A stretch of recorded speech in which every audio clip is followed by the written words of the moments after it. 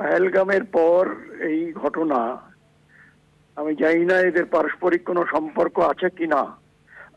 এই জন্যে যে পহেলগামে যেটা হয়েছিল সেটা নিষ্ঠুরতম একটা ঘটনা, যেটা সভ্য সমাজে কেউ কোনোদিন স্বপ্নেও ভাবতে পারেনি। কিন্তু কালকে যেটা হয়েছে সেটা কিন্তু এটা একটা প্রি প্ল্যান্ড এবং একটা রিটালিয়েশন হিসাবেও নেওয়া যেতে পারে, অথবা যে তারা টেস্ট করে নিল তারা কতটা প্রস্তুত এই ধরনের অ্যাকশন করার জন্যে।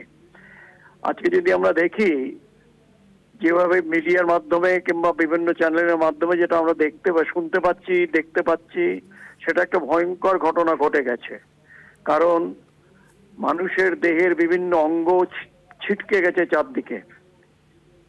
আমার যেটা মনে হয় সেটা হচ্ছে যে আমরা বোধহয় কিছুটা কমপ্লাসেন্ট হয়ে গেছি আমাদের সিকিউরিটি এবং ইন্টেলিজেন্স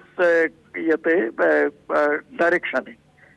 তা নাহলে একটা ডাক্তারের বাড়ি থেকে 2900 কিলো এক্সপ্লোসিভ আমরা রিকভার করলাম, এবং এই রিকভার করাটার সঙ্গে সঙ্গে কিন্তু দেখা গেল যে এই গাড়িটি ধীরে ধীরে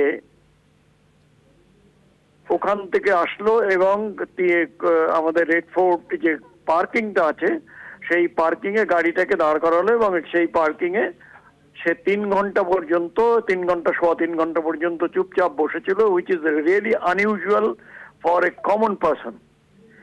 এখন সেই সময় যেটা হওয়ার কথা ছিল সেটা ছিল যে ওখানকার বিটে যে কনস্টেবল কিংবা এসআই রা কাজ করেন, চাকরি করেন, তাদের মাথায় প্রশ্নটা আসা যে এই গাড়িটা এতক্ষণ ধরে কেন বসে আছে।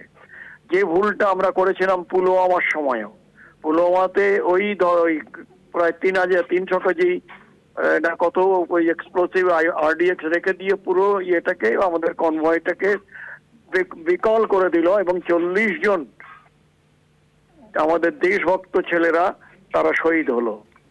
কালকে যখনই ধরা পড়েছে, আমি এটাকে মনে হয় যে আমি কানেক্ট করার চেষ্টা করছি, মেবি আই এম রং, যে ওইখানে যখনই ওইটা এদের কাছে খবর আসলো যে ওই ইয়েটা ধরা পড়েছে, ডাক্তারও ধরা পড়েছে, ওরা আর দেরি করলো না। কারণ আমার যেটা মনে হয় ওরা একটা প্রস্তুতি নিচ্ছিল, যার জন্য গাড়িতে অলরেডি তাদের বোধহয় অ্যামোনিয়াম নাইট্রেটটা লোড করা ছিল, এবং দেখে যেটা মনে হচ্ছে সেটা এরা যখন গেল ওখানে দেখা গেল যে একটা গাড়িতে এরা বসেছে, তারপরে 6:54 না 58 গাড়িটা এগোতে আরম্ভ করলো, একটা রেড সিগনালে দাঁড়িয়ে পড়লো এবং সঙ্গে সঙ্গে ব্লাস্ট হলো। কেন রেড সিগনালে? কারণ মানে দুদিক থেকেই অনেক গাড়ি, অনেক মানুষ ওখানে আটকে যায়। সুতরাং যেটা ওরা করেছিল, ওদের এম ওরা মোটামুটি অ্যাচিভ করেছে এই হিংস্র কাণ্ড থেকে। তা না হলে এখনো আমরা অবশ্য জানতে পারিনি যে টোটাল ডেথ, টোটাল ইনজিওর্ড, এবং এই যে আতঙ্কবাদী যেটা করলো তার কোন রকম আইডেন্টিফিকেশন হয়েছে কিনা। শুনলাম একটা ডিএনএ টেস্ট করাবে, তাই যদি হবে তাহলে অনেক কিছু আইডেন্টিফাই করতে পেরেছে, লোকেট করতে পেরেছে যেটা ইয়েতে। কিন্তু এই মরে যাওয়ার ফলে যেটা আমরা পার্লান্সে বলি যে ফিদাইন অ্যাকশন, যে নিজের জীবন দিয়ে ধর্ম কিংবা শত্রুদের ধ্বংস করা। এখন এই যে গতকালের ঘটনাটা কিন্তু আমাদের আরো কিছু আমাদের চোখ ফুটিয়ে দিল যে আমরা কোন রকম ভাবে কমপ্লাসেন্ট হতে পারি না। কারণ আমাদের মানে যে নেবারিং কান্ট্রিজরা রয়েছে তারা আমাদের উন্নতি ভালোবাসে না, ভালোবাসবে না। সুতরাং সেখানে যদি সহজভাবে না হয়, এই তাদের র্যাডিক্যালাইজ এতভাবে করানো হয়, তাদের কাছে তখন জীবনটা তুচ্ছ, এবং সেই জায়গায় এসে তাদের কাছে জীবনের কোনো তখন মূল্য থাকে না। যে তাদের ধর্ম কিংবা অন্য কোনো কারণ সহ তারা নিজেদেরকে ওইখানেই মানে মেরে ফেলে দেয়। তার পরবর্তীকালে তো ওর কোনো দায়িত্বই নেই। শুধু আমার মনে হয় যে আমাদেরও এই ইন্টেলিজেন্স এবং যে সার্ভিলেন্স, এই দুটোকে অনেক বেশি আপডেট করতে হবে।